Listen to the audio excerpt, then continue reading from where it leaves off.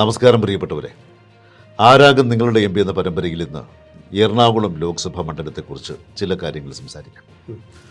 എറണാകുളം ലോക്സഭാ മണ്ഡലം ആദ്യം മുതലേ ഉണ്ട്. കേരളപ്പിറവിക്ക് മുമ്പ് തന്നെ 1952 മുതലുണ്ട്. 1952 മുതൽ നമ്മളിപ്പോൾ 2024 വരെ നോക്കുകയാണെങ്കിൽ 72 വർഷത്തെ ചരിത്രം. 72 വർഷത്തെ ചരിത്രം നമ്മൾ കഴിഞ്ഞ അധ്യായങ്ങളിൽ പറഞ്ഞതുപോലെ ഇപ്പോൾ നടക്കാൻ പോകുന്നത് 2024 നടക്കാൻ പോകുന്ന 18ാം ലോക്സഭ. അപ്പോൾ 17 ലോക്സഭാ മത്സരങ്ങൾ നമ്മൾ എറണാകുളത്തിന് പറയേണ്ടി വരും. ഈ 17 എണ്ണത്തിൽ 13 എണ്ണത്തിലും UDF ആണ് ജയിച്ചത്, അല്ലെങ്കിൽ കോൺഗ്രസ് നേതൃത്വം നൽകുന്ന മുന്നണി വിജയിച്ചു. 17-ൽ 13. ബാക്കി 4 എണ്ണമാണ് LDF അല്ലെങ്കിൽ കമ്മ്യൂണിസ്റ്റ് നേതൃത്വം നൽകുന്ന മുന്നണി ജയിച്ചത്. 13. അപ്പോൾ കൂടുതലും എറണാകുളം ലോക്സഭാ മണ്ഡലം കോൺഗ്രസിന് അനുകൂലമാണ്. നമുക്ക് അവിടുത്തെ നിയമസഭാ മണ്ഡലങ്ങൾ നോക്കാം. ഇപ്പോഴത്തെ സിറ്റിംഗ് MLA-മാർ ഏതൊക്കെ മുന്നണിയിലാണ്, LDF-ലാണ്, UDF-ലാണ്, അതുകൂടി നമുക്കൊന്ന് പരിശോധിച്ചിട്ട് നമുക്ക് ലോക്സഭാ ചരിത്രത്തിലേക്ക് പോകാം. 52 മുതലുള്ള ചരിത്രം. എറണാകുളം ലോക്സഭാ മണ്ഡലത്തിൽ കളമശ്ശേരി, പറവൂർ, വൈപ്പിൻ, കൊച്ചി, തൃപ്പൂണിത്തുറ, എറണാകുളം, തൃക്കാക്കര, ഇത്രയും മണ്ഡലങ്ങളാണുള്ളത്, നിയമസഭാ മണ്ഡലങ്ങൾ. ഇതിൽ കളമശ്ശേരിയിലും വൈപ്പിനിലും കൊച്ചിയിലും 2021 നിയമസഭാ തെരഞ്ഞെടുപ്പിൽ ഇടതുപക്ഷമാണ് ജയിച്ചത്. അപ്പോൾ 3 എണ്ണം ഇടതുപക്ഷം, 3 എണ്ണം. ബാക്കി എല്ലായിടത്തും UDF ആണ്. അപ്പോൾ ചുരുക്കി പറഞ്ഞാൽ എറണാകുളം ലോക്സഭാ മണ്ഡലത്തിനുള്ളിൽ വരുന്ന 7 നിയമസഭാ മണ്ഡലങ്ങളിൽ 4 എണ്ണം UDF-നും 3 എണ്ണം LDF-നുമാണ്. അതിൽ പ്രധാന നേതാക്കളൊക്കെ ഈ മണ്ഡലത്തിലുണ്ട്. ഇപ്പോൾ VD സതീശൻ്റെ മണ്ഡലം പറവൂർ, അതുപോലെ തന്നെ K ബാബു, ഇപ്പോൾ മാധ്യമങ്ങൾ നിറഞ്ഞു നിൽക്കുന്നു. K ബാബുവിൻ്റെ മണ്ഡലം തൃപ്പൂണിത്തുറ, ഉമാ തോമസ്, PT തോമസിന് പകരം വന്ന തൃക്കാക്കര, അങ്ങനെ ഒരുപാട്. പിന്നെ ഹൈബി ഈഡൻ്റെ അച്ഛൻ ജോർജ് ഈഡൻ മത്സരിച്ചിരുന്ന മണ്ഡലമാണ് നേരത്തെ എറണാകുളം മണ്ഡലം. അങ്ങനെ കുറച്ച് ചരിത്രപരമായ പ്രത്യേകതകളുണ്ട്. ഈ 2019 ലോക്സഭാ തെരഞ്ഞെടുപ്പിൽ ഈ എല്ലാ നിയമസഭാ മണ്ഡലങ്ങളിലും UDF-നായിരുന്നു ഭൂരിപക്ഷം. 2019 ഹൈബി ഈഡൻ ജയിക്കുമ്പോൾ എല്ലാ 7 നിയമസഭാ മണ്ഡലങ്ങളിലും കോൺഗ്രസിനായിരുന്നു മുൻതൂക്കം. പക്ഷേ അതിനുശേഷം വന്ന നിയമസഭാ തെരഞ്ഞെടുപ്പിൽ നമ്മൾ പറഞ്ഞു 4 എണ്ണം UDF-നും 3 എണ്ണം LDF-നും. 7 എണ്ണത്തിൽ ഒരു ലോക്സഭാ മണ്ഡലത്തിൽ 7 ആണല്ലോ വരുന്നത്. അതിലിപ്പം ഇവിടെ എറണാകുളത്തെ സംബന്ധിച്ച് 4 എണ്ണം UDF-നും 3 എണ്ണം LDF-നുമാണ്. ഇനിയിപ്പോൾ 2024 പൊതു തെരഞ്ഞെടുപ്പിൽ എറണാകുളം ലോക്സഭാ മണ്ഡലത്തിൽ മത്സരിക്കുന്നത്. എറണാകുളം മണ്ഡലത്തിൽ UDF-ന്റെ സ്ഥാനാർത്ഥി, കോൺഗ്രസിന്റെ സ്ഥാനാർത്ഥി ഹൈബി ഈഡൻ തന്നെയാണ്, സിറ്റിംഗ് MP തന്നെയാണ്. KJ ഷൈനാണ് CPM-ന്റെ സ്ഥാനാർത്ഥി, LDF-ന്റെ സ്ഥാനാർത്ഥി. NDA-യുടെ സ്ഥാനാർത്ഥി ഡോക്ടർ KS രാധാകൃഷ്ണനാണ് BJP-യുടെ സ്ഥാനാർത്ഥി. പിന്നെ 2020 കിഴക്കമ്പലത്തിനൊരു സ്ഥാനാർത്ഥിയുണ്ട്, അഡ്വക്കേറ്റ് ആന്റണി. അദ്ദേഹം ഇവിടെ മത്സരിക്കുന്നുണ്ട്. കിഴക്കമ്പലം ശരിക്കും ചാലക്കുടി ലോക്സഭയ്ക്കകത്താണ് വരുന്നതെന്ന് തോന്നുന്നു. പക്ഷേ അദ്ദേഹം മത്സരിക്കുന്നത് ഇവിടെയാണ് 2020 വേണ്ടി. ഇനി നമുക്ക് 1952 മുതലുള്ള ചരിത്രം നോക്കുമ്പോൾ അവിടെ ഏറ്റവും കൂടുതൽ തവണ മത്സരിച്ചിട്ടുള്ളത് പ്രൊഫസർ KB തോമസാണ്. അദ്ദേഹം 6 തവണ മത്സരിച്ചു, 5 തവണ ജയിച്ചു. ഒരു തവണയാണ് അദ്ദേഹം തോൽക്കുന്നത് 1996. ബാക്കി പിന്നെ അവിടെ കൂടുതൽ മത്സരിച്ച ആൾക്കാരെ നമ്മൾ നോക്കും. V വിശ്വനാഥ മേനോൻ മത്സരിച്ചു, അദ്ദേഹം ജയിക്കുകയും തോൽക്കുകയും ചെയ്തു. 3 തവണ അദ്ദേഹം മത്സരിച്ചു, 2 തവണ തോറ്റു, 1 തവണ ജയിച്ചു.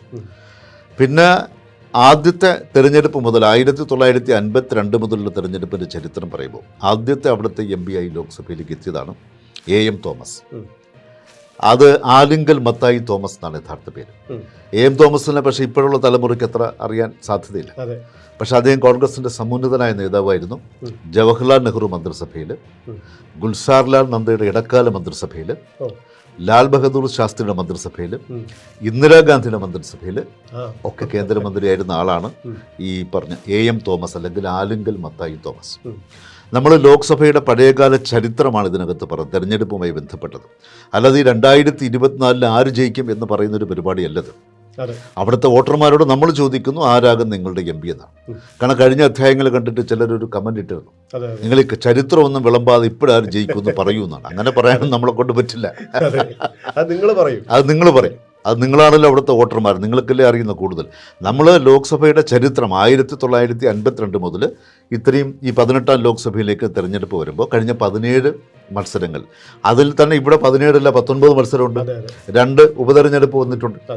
അപ്പോൾ അത്തരം ചരിത്രങ്ങളാണ് നമ്മൾ പറയുന്നത്. അത് രാഷ്ട്രീയ വിദ്യാർത്ഥികൾക്ക് വേണ്ടി, രാഷ്ട്രീയത്തിൽ തൽപരരായിട്ടുള്ളവർക്ക് വേണ്ടിയാണ് ഈ ഒരു പരിപാടി. താല്പര്യമില്ലാത്തവർക്ക് വേണ്ടിയുള്ള പരിപാടിയല്ല. ദയവായി അത് മനസ്സിലാക്കാം. രാഷ്ട്രീയം നമ്മൾ 52 മുതലുള്ള കേരള രാഷ്ട്രീയം, നമ്മൾ ലോക്സഭയുടെ ചരിത്രം നമ്മൾ നോക്കുമ്പോൾ കൗതുകകരമായ ഒട്ടനവധി സംഭവങ്ങൾക്ക് സാക്ഷ്യം വഹിച്ചിട്ടുണ്ട്.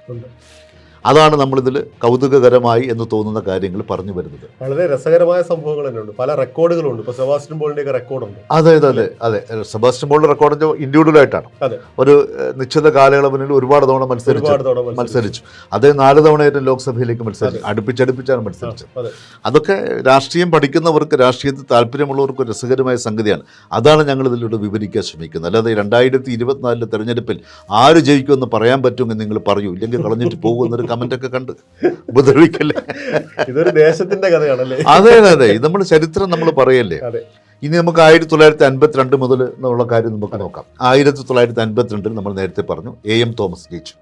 അദ്ദേഹം 52 ജയിച്ചു, 57 ജയിച്ചു, 62 ജയിച്ചു. പക്ഷേ 1967 അദ്ദേഹം പരാജയപ്പെട്ടു. 67 ചരിത്രം നമുക്കറിയാം. രണ്ടാമത്തെ EMS മന്ത്രിസഭ അധികാരത്തിലേറിയ സമയമാണ്. അവിടെ ഈ AM തോമസ്, നമ്മൾ നേരത്തെ പറഞ്ഞു, ഇന്ദിരാഗാന്ധി മന്ത്രിസഭയിൽ, ലാൽ ബഹദൂർ ശാസ്ത്രി മന്ത്രിസഭയിൽ, ജവഹർലാൽ നെഹ്റുവിൻ്റെ മന്ത്രിസഭയിൽ, ഗുൽസാർലാൽ നന്ദയുടെ ഇടക്കാല മന്ത്രിസഭയിലൊക്കെ അംഗമായിരുന്ന ആലുങ്കൽ മത്തായി തോമസ് എന്ന AM തോമസ്, അദ്ദേഹം 1967 എറണാകുളം ലോക്സഭാ മണ്ഡലത്തിൽ കാലിടറി വീണു, തോറ്റു. അവിടെ തോൽപ്പിച്ചത് വി വിശ്വനാഥ മേനോൻ. അതിനകത്തൊരു കൗതുകമില്ലേ? അപ്പോൾ 52 AM തോമസിനെതിരെ മത്സരിച്ചത് പത്മനാഭ മേനോൻ, KSP ആണ്. KSP അന്ന് കേരള സോഷ്യലിസ്റ്റ് പാർട്ടിയുണ്ട്. ഒരു സ്റ്റാൻലി സ്വതന്ത്ര സ്ഥാനാർത്ഥിയുണ്ട്. അന്ന് വെറും 1736 വോട്ടിനാണ് ഈ AM തോമസ് ജയിക്കുന്നത്. 1952 കേരള രൂപീകരണത്തിന് മുൻപ് തിരുക്കൊച്ചി 57 വന്നപ്പോഴത്തെ AM തോമസ് ജയിച്ചു. അന്നൊരു സ്വതന്ത്ര സ്ഥാനാർത്ഥി അബ്ദുൽ ഖാദറാണ് എതിരിട്ടത്, മറ്റു പിന്തുണയോടെ. അന്ന് അദ്ദേഹത്തിന് 10,623 വോട്ടിൻ്റെ ഭൂരിപക്ഷം കിട്ടി. 1962 വീണ്ടും AM തോമസ് ജയിച്ചു. ആലുങ്കൽ മത്തായി തോമസ് ജയിച്ചു. അദ്ദേഹത്തിനെതിരെ അന്ന് നേരിട്ടത് പി അബ്ദുൽ ഖാദറാണ്. അപ്പോഴദ്ദേഹം 23,399 വോട്ടിന് ജയിച്ചു. അങ്ങനെ 67 കഴിഞ്ഞപ്പോൾ ഈ AM തോമസ് പരാജയപ്പെട്ടു. ആരോട്? വി വിശ്വനാഥ മേനോനോട്. 67 അപ്പോൾ CPM വി വിശ്വനാഥ മേനോനോട് പരാജയപ്പെട്ടത് 16,606 വോട്ടാണ്. ആ 1967 ഈ വിശ്വനാഥ മേനോനോട് AM തോമസ് തോൽക്കുന്ന അവസരത്തിൽ അവിടെ ഭാരതീയ ജനസംഘത്തിനൊരു കാൻഡിഡേറ്റ് ഉണ്ടായിരുന്നു. അദ്ദേഹത്തിൻ്റെ പേര് P നാരായണസ്വാമി, ഭാരതീയ ജനസംഘം. അദ്ദേഹം 7,460 വോട്ട് പിടിച്ചു. അങ്ങനെ 1967 ആദ്യമായിട്ട് കമ്മ്യൂണിസ്റ്റ് നേതൃത്വമുള്ള മുന്നണി എറണാകുളം ലോക്സഭാ മണ്ഡലം പിടിക്കുന്നു. അതാദ്യമായി പിടിക്കുന്നത് വി വിശ്വനാഥ മേനോൻ, നമ്മുടെ മന്ത്രിയായിരുന്ന ആളാണ്.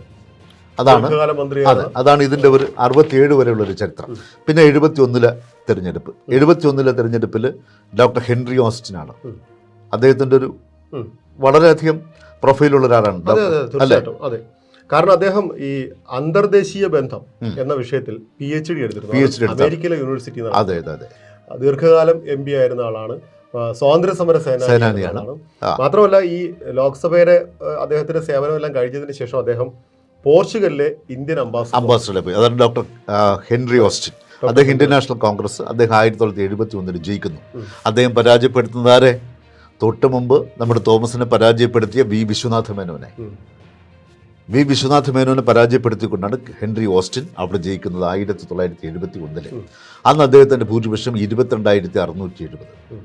അന്ന് നമുക്ക് 71 കാര്യം പറയുമ്പോൾ ഒരു കാര്യം കൂടി പറയാനുണ്ട്. അന്ന് അവിടെ മറ്റൊരു കാൻഡിഡേറ്റ് കൂടി ഇന്ത്യൻ നാഷണൽ കോൺഗ്രസിനുണ്ടായിരുന്നു. ഈ ഹെൻറി ഓസ്റ്റിൻ ജയിച്ചു ഇന്ത്യൻ നാഷണൽ കോൺഗ്രസിൻ്റെ ഔദ്യോഗിക കാൻഡിഡേറ്റ്.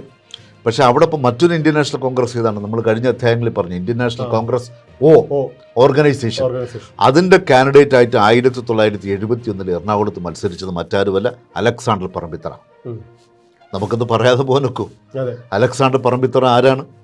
നിങ്ങൾക്കറിയാമോ? അലക്സാണ്ടർ നമ്മുടെ കേരള സംസ്ഥാനത്ത് സ്പീക്കറായിരുന്നു.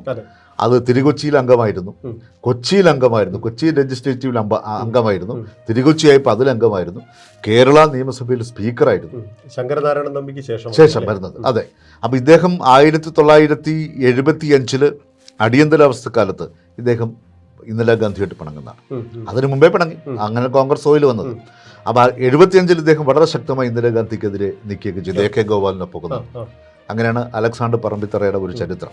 അപ്പോൾ പഴയകാല രാഷ്ട്രീയത്തിൽ ഏറ്റവും നിറഞ്ഞു നിന്നൊരു വ്യക്തിയാണ് അലക്സാണ്ടർ പറമ്പിത്തറ. അദ്ദേഹം ഇവിടെ കോൺഗ്രസ് ആയിട്ട് മത്സരിച്ചു. വലിയ പ്രയോജനമൊന്നും കിട്ടിയില്ല. വെറും 20,963 വോട്ടേ കിട്ടിയുള്ളൂ. 5.5% ആ സമയത്താണ് 71 Henry Austin, doctor Henry Austin, Indian National Congress V Viswanath Menon, അതായത് സിറ്റിംഗ് എം പിയെ 22,670 വോട്ടിന് പരാജയപ്പെടുത്തും. അതാണ് 71 ചരിത്രം. പിന്നെ 77 അടിയന്തരാവസ്ഥയ്ക്ക് ശേഷം അവിടെ വീണ്ടും ഹെൻറി ഓസ്റ്റിൻ ജയിക്കുന്നു. Indian National Congress Henry Austin ജയിക്കുന്നു. അവിടെ CPM വേണ്ടി മത്സരിച്ചത് KN രവീന്ദ്രനാഥാണ്. KN രവീന്ദ്രനാഥ് മത്സരിച്ചു.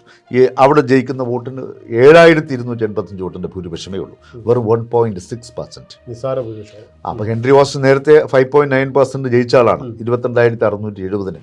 77 കഷ്ടിച്ചങ്ങ് രക്ഷപ്പെടുകയാണ് ചെയ്തത്. പിന്നെ വരുന്ന 1980 ഇടതുപക്ഷ ജനാധിപത്യ മുന്നണി.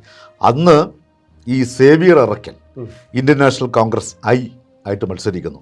ഈ നേരത്തെ ജയിച്ച ഹെൻറി ഓസ്റ്റിൻ, ശ്രദ്ധിക്കണം, വി വിശ്വനാഥ് മേനോനെ തോൽപ്പിച്ച ഹെൻറി ഓസ്റ്റിൻ ഈ 1980 മത്സരിക്കുന്നത് ഇടതുപക്ഷ സ്ഥാനാർത്ഥിയായിട്ടാണ്.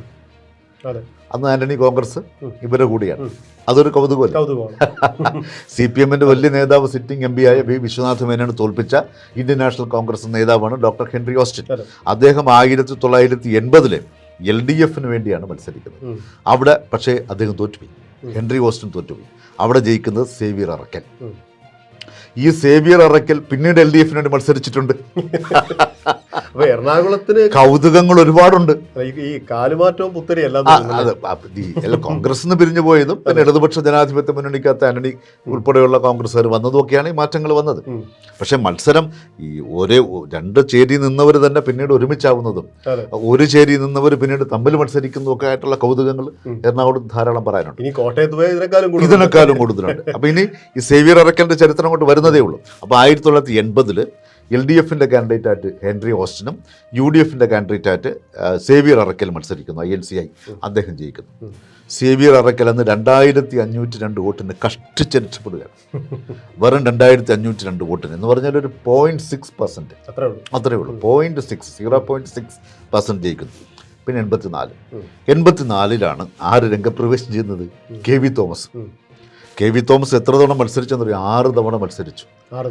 അതിനിടയ്ക്ക് വന്ന് എന്തെങ്കിലും ഗ്യാപ്പ് വന്നിട്ടുണ്ടെങ്കിൽ ആ സമയത്ത് അദ്ദേഹം നിയമസഭയിൽ എന്നിട്ടും അദ്ദേഹത്തിന് മതിയായില്ല.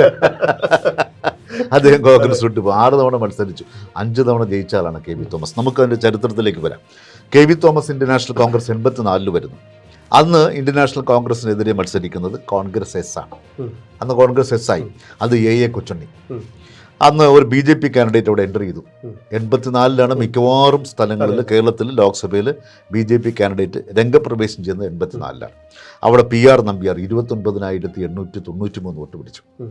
അന്ന് KV തോമസ് 2,77,000 സംതിങ് വോട്ടും AA Kochunni Indian National Congress Congress S അദ്ദേഹം 2,07,080 വോട്ട് പിടിക്കുമ്പോൾ 70,324 വോട്ടിന് KV തോമസ് ജയിക്കുന്നു.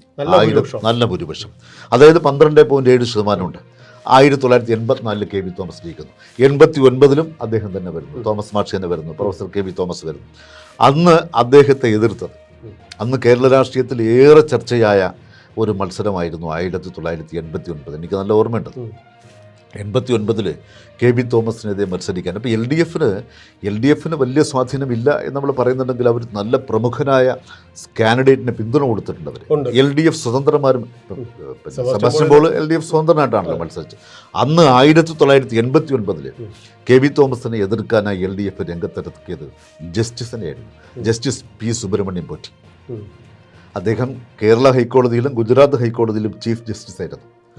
അദ്ദേഹത്തെയാണ് ഇവിടെ പ്രൊഫസർ KV തോമസിനെതിരെ ഇറക്കിയത്, LDF ഇറക്കിയത്.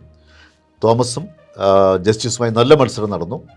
അന്ന് AN Radhakrishnan BJP candidate, AN Radhakrishnan ഇപ്പോഴും ഉണ്ടല്ലോ, അദ്ദേഹം സജീവമായിട്ടുണ്ടല്ലോ, അദ്ദേഹം ആണ് അവിടെ കാൻഡിഡേറ്റായിട്ട് വന്നത്. 1989 ജസ്റ്റിസിനെ പരാജയപ്പെടുത്തി.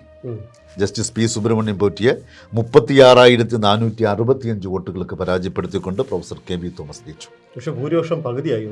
ഭൂരിപക്ഷം കുറഞ്ഞു. നേരത്തെ നമ്മൾ പറഞ്ഞപ്പോൾ 70,000 ഉണ്ടായിരുന്നു, ഇപ്പോഴും 36,000 ഉള്ളൂ. ഒരു 4.7% ആണ് ഇവിടുത്തെ വ്യത്യാസം. അപ്പോൾ KV തോമസ് വളരെ അജയ്യനായി മാറി. ഇവരെ തോൽപ്പിച്ചു. ഏറ്റവും സ്ട്രോങ് നേതാവായിരുന്നു. 1991 അദ്ദേഹം തന്നെ, പ്രൊഫസർ KV തോമസ് തന്നെ ഇന്ത്യൻ നാഷണൽ കോൺഗ്രസിൻ്റെ കാൻഡിഡേറ്റ്. അവിടെ എതിർക്കുന്നത് പഴയ വിശ്വനാഥ് മേനോൻ അവിടെ എതിർക്കുന്നു. BJP candidate BA Rahman VA Rahman, Muslim League അല്ല, BJP BJP ആ കാൻഡിഡേറ്റാണ്. അദ്ദേഹം അവിടെ 4.1%, 30,082 വോട്ട് പിടിക്കുന്നു. അങ്ങനെ പ്രൊഫസർ KB തോമസ് 3,62,975 വോട്ടും V വിശ്വനാഥ് മേനോൻ 3,15,831 വോട്ടും പിടിച്ച് 47,144 വോട്ടിൻ്റെ ഭൂരിപക്ഷത്തിൽ 47,144 ഭൂരിപക്ഷത്തിൽ KB തോമസ് വീണ്ടും ജയിക്കുന്നു. മെച്ചപ്പെടുത്തി, നില മെച്ചപ്പെടുത്തി. 6.4% ഉണ്ട് ഈ ഭൂരിപക്ഷം തന്നെ. പിന്നെ 1996 ഞാൻ നേരത്തെ പറഞ്ഞ സേവ്യർ അറക്കൽ ഇവിടെ ഇടതുപക്ഷ സ്വതന്ത്രനായിട്ട് വരുന്നത്. സേവ്യർ അറക്കൽ വരുന്നത് ഇടതുപക്ഷ സ്വതന്ത്രനായിട്ട് ഇവിടെ വരികയാണ്. കാരണം അദ്ദേഹം അതിനു മുമ്പായിട്ട് കോൺഗ്രസ് വിട്ടു. ഇവിടെ എതിർക്കുന്നത് KB തോമസ് ഇവിടെ INC ഇന്റർനാഷണൽ കോൺഗ്രസിൻ്റെ കാൻഡിഡേറ്റും നേരത്തെ പിന്നെ UDF അല്ലെങ്കിൽ കോൺഗ്രസ് മുന്നണിയിൽ നിന്ന് ജയിച്ച സേവ്യർ അറക്കൽ ഇവിടെ LDFൻ്റെ കാൻഡിഡേറ്റായിട്ടും വരും. അങ്ങനെ BJPക്ക് ഒരു കാൻഡിഡേറ്റ് ഉണ്ട്, OM മാത്യു എന്ന് പേര് വെക്കുമ്പോൾ അതൊന്നും കേരള കോൺഗ്രസ് ഒന്നുമല്ല. ചുരുക്കി പറഞ്ഞാൽ ഇതിൽ രസകരമായ കാര്യം BJP ഒരു മുസ്ലിം സ്ഥാനാർത്ഥി നിർത്തി, ഒരു ക്രിസ്ത്യൻ സ്ഥാനാർത്ഥി നിർത്തി. അതുപോലെ തന്നെ ഇടതുപക്ഷമാണെങ്കിൽ പഠിച്ചപടി 18 നോക്കി, എല്ലാവരും ചാടി വരുന്നവരൊക്കെ നോക്കി മാറി നോക്കി. കോൺഗ്രസ് ക്രിസ്ത്യാനികൾ മാത്രമേ മത്സരിച്ചിട്ട് വരെ അവസാനത്തെ ഹൈബി ഈഡൻ വരെയുള്ള മൊത്തം. അത് നിങ്ങൾ കേട്ടുകൊണ്ടിരിക്കുന്നവർ, അതാണ് നമ്മൾ പറഞ്ഞത്, തെരഞ്ഞെടുപ്പിലെ ചില കൗതുകങ്ങളും ചരിത്രവുമാണ് നമ്മളിതിൽ പറയുന്നത്. രാഷ്ട്രീയത്തിൽ താല്പര്യമുള്ളവർക്കാണ് ഇത് കേൾക്കാൻ ഇൻട്രസ്റ്റ് ഉണ്ടാവുക നമ്മൾ എടുത്ത് പറഞ്ഞിട്ടുണ്ട്. അല്ല ഇപ്പോഴും ആര് ജയിക്കും അത് പറയാൻ പറ്റിയില്ലെങ്കിൽ കളഞ്ഞിട്ട് പോ എന്ന് പറഞ്ഞൊരു കമൻറ്റ് കണ്ടുകൊണ്ട് നമ്മൾ പറഞ്ഞതാണ്. അപ്പോൾ ഇവിടെ സേവ്യർ അറക്കൽ LDF സ്വതന്ത്രൻ അദ്ദേഹം ജയിക്കുന്നു. 3,35,479 വോട്ട് അദ്ദേഹം പിടിക്കുന്നു, 46%. എതിരെ മത്സരിച്ച professor KB Thomas Indian National Congress 3,05,094 വോട്ടേ പിടിച്ചുള്ളൂ. തോറ്റുപോയി, KB തോമസ് തോറ്റുപോകണം അവിടെ. OM മാത്യു 46,559. അവിടെ 30,385 വോട്ടിന് ഇടതുപക്ഷം സ്വതന്ത്രം ജയിക്കുകയാണ്, സേവ്യർ അറക്കൽ ജയിക്കുകയാണ്. അതാണ് 96 കഴിഞ്ഞിട്ട് പിന്നീട് നമുക്ക് ഈ ശരിക്കും നമ്മുടെ ലോക്സഭയിലേക്കുള്ള പൊതു തെരഞ്ഞെടുപ്പ് അല്ലാതെ തന്നെ 2 തെരഞ്ഞെടുപ്പുകൾ അവിടെ വരുന്നുണ്ട്. കാരണം സേവ്യർ അറക്കൽ അദ്ദേഹം MB ആയിരിക്കെ തന്നെയാണ് മരിക്കുന്നത്. അങ്ങനെ 1997 ഒരു ഉപതെരഞ്ഞെടുപ്പ് വരും, തൊട്ടടുത്ത വർഷം ഒരു ഉപതെരഞ്ഞെടുപ്പ് വരും. ആ ഉപതെരഞ്ഞെടുപ്പിലാണ് ആര് വരുന്നത്? സെബാസ്റ്റ്യൻ പോൾ വരുന്നത്. CPM സ്വതന്ത്രനായിട്ട് ഡോക്ടർ സെബാസ്റ്റ്യൻ പോൾ വരുന്നു. അവിടെ ആന്റണി ഐസക്കാണ് എതിർ സ്ഥാനാർത്ഥിയായിട്ടുള്ളത്. അങ്ങനെ സെബാസ്റ്റ്യൻ പോൾ ജയിക്കുന്നു. 1997 പിന്നെ സെബാസ്റ്റ്യൻ പോൾ ജയിച്ചു.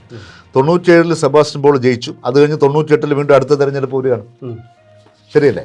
97 ഉപതെരഞ്ഞെടുപ്പ് വരുന്നു. പിന്നെ അടുത്ത 98 അടുത്ത തെരഞ്ഞെടുപ്പ് വരുന്നു. ആ 98 തെരഞ്ഞെടുപ്പിലും ഡോക്ടർ സെബാസ്റ്റ്യൻ പോൾ തന്നെ മത്സരിക്കുന്നു, പക്ഷേ പരാജയപ്പെടുന്നു. 1998 പൊതു തെരഞ്ഞെടുപ്പിൽ ഡോക്ടർ സെബാസ്റ്റ്യൻ പോൾ LDF സ്വതന്ത്രനെതിരെ മത്സരിച്ചത് അഡ്വക്കേറ്റ് ജോർജ് ഈഡൻ, ഹൈബി ഈഡൻ്റെ അച്ഛൻ. ഇപ്പം മത്സരിക്കുന്ന സ്ഥാനാർത്ഥി ഹൈബി ഈഡൻ്റെ അച്ഛനാണ്. ജോർജ് ഈഡൻ അവിടെ മത്സരിക്കുന്നു. അവിടെ അദ്ദേഹം ജയിക്കുന്നു. ജോർജ് ഈഡൻ ജയിക്കുന്നു, സെബാസ്റ്റ്യൻ പോളിനെ പരാജയപ്പെടുത്തി. അപ്പോൾ ഉപതെരഞ്ഞെടുപ്പിലൂടെ ഈ എറണാകുളം ലോക്സഭാ മണ്ഡലം പിടിച്ചെടുത്ത ഡോക്ടർ സെബാസ്റ്റ്യൻ പോളിനെ അഡ്വക്കേറ്റ് ജോർജ് ഈഡൻ തോൽപ്പിക്കുകയാണ്. 74,508 വോട്ടുകൾക്കാണ് 98 തോൽപ്പിക്കുന്നത്. അവിടെ BJPക്ക് ഒരു കാൻഡിഡേറ്റ് ഉണ്ട്, VV അഗസ്റ്റിനാണ് അവിടെ BJPക്ക് മത്സരിച്ചത്.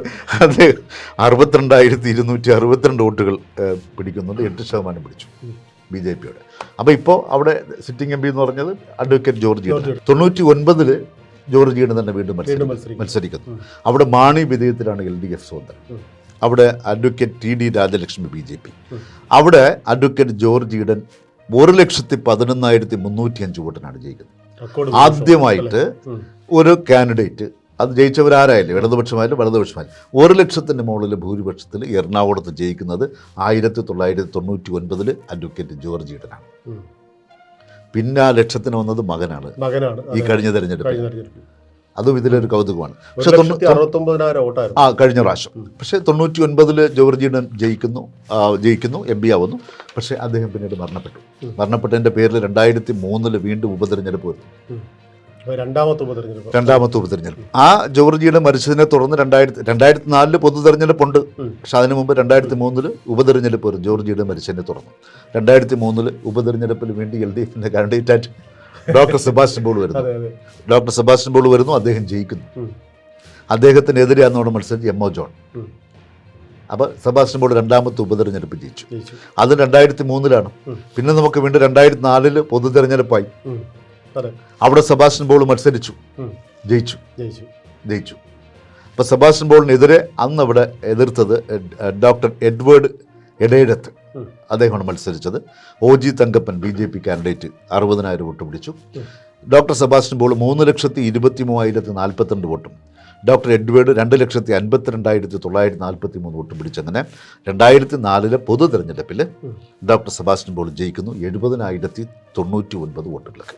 അതായത് 10.7% വോട്ട് പിടിക്കുന്നു. അതായത് ഈ സാധാരണ ഉപതെരഞ്ഞെടുപ്പ് വരുമ്പോൾ, പ്രത്യേകിച്ചും നിലവിലുള്ള പാർലമെന്റ് അംഗം മരിച്ചതിന് ശേഷമുള്ള ഉപതെരഞ്ഞെടുപ്പാണ് വരുന്നതെങ്കിൽ അവിടെ ഒരു സഹതാപ തരംഗമൊക്കെ വരേണ്ടതാണ്. അതെ അതെ അതെ. ഇവിടെ പക്ഷേ രണ്ടിടത്തും തിരിച്ചാണ് സംഭവം. അതെ അതെ അതെ. ഒരു സഹതാപ തരംഗവും കിട്ടിയില്ല. ഇല്ല ഇല്ല ഇല്ല ഇല്ല ഇല്ല കിട്ടിയില്ല. ആദ്യത്തേല് സെബാസ്റ്റ്യൻ പോൾ ജയിച്ചു, രണ്ടാമത്തേല് പിന്നെ ജോർജിയുടെ മരിച്ചതിനെ തുടർന്നു. അന്നത് സെബാസ്റ്റ്യൻ പോളാണ് ജയിച്ചത്. അവിടെ കോൺഗ്രസിന്റെ കാൻഡിഡേറ്റ് അല്ല ജയിച്ചത്. അതെ അതെ. അവിടെ 70,099 വോട്ടിന്റെ ഭൂരിപക്ഷം സെബാസ്റ്റ്യൻ പോളിന് 2004 കിട്ടി. പിന്നെ അങ്ങോട്ട് നമുക്ക് പൊതു തെരഞ്ഞെടുപ്പ് തന്നെ, പിന്നെ ഉപതെരഞ്ഞെടുപ്പ് കഴിഞ്ഞ് 2 ഉപതെരഞ്ഞെടുപ്പാണ് ഉണ്ടായിരുന്നത്, രണ്ടും കഴിഞ്ഞു. പിന്നെ 2009 വീണ്ടും പ്രൊഫസർ KV തോമസ് മത്സരിക്കാൻ വരുന്നു.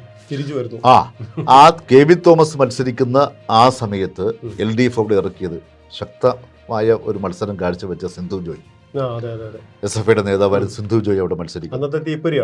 തീപ്പൊരിയാണ്. നല്ല മത്സരമായിരുന്നു, ഗംഭീര മത്സരം. അന്ന് AN രാധാകൃഷ്ണനാണ് BJP കാൻഡിഡേറ്റ്.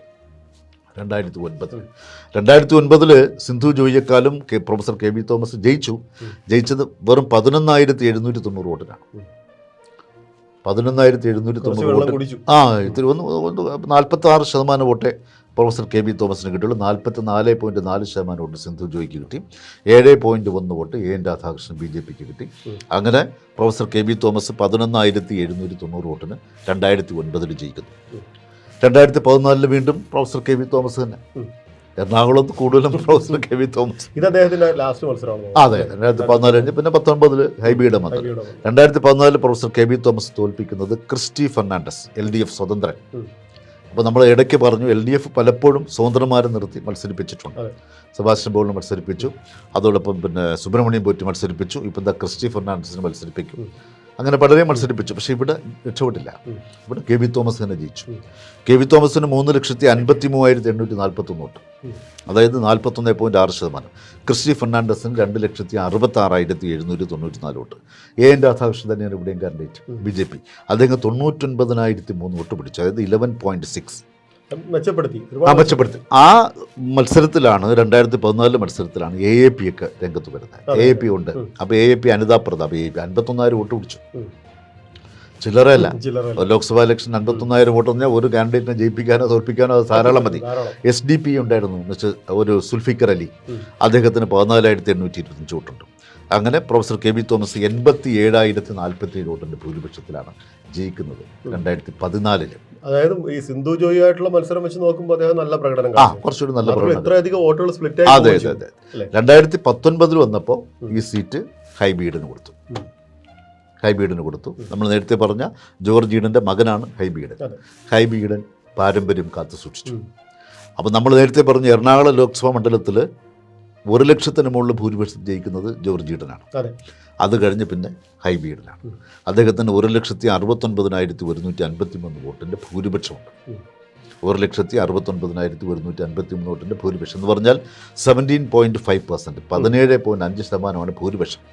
അദ്ദേഹം പിടിച്ച വോട്ടിൻ്റെ എണ്ണം നോക്കിയാൽ ഹൈബീഡൻ കഴിഞ്ഞ 2019 പൊതു തെരഞ്ഞെടുപ്പിൽ അദ്ദേഹം പിടിച്ച വോട്ടിൻ്റെ എണ്ണം 4,91,263, 50.8%.